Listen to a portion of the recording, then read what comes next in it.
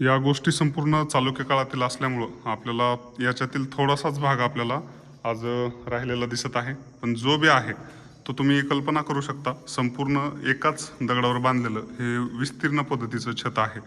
आणि खूप साऱ्या अशा लेण्यांमध्ये गुहा आपल्याला पाहायला मिळतात.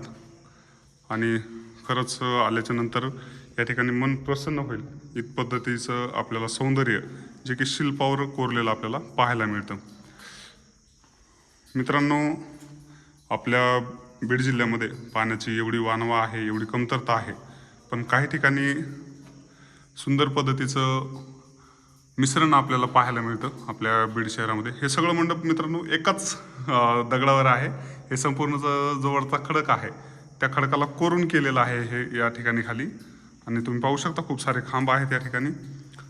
इथं बघा, पाण्याची कमतरता असताना सुद्धा या ठिकाणी कंटिन्यूमध्ये पाणी टिपकतंय. तर हे मांजऱ्या खडकामधून पाणी, जिवंत पाणी या ठिकाणी आपल्याला पाहायला मिळतं.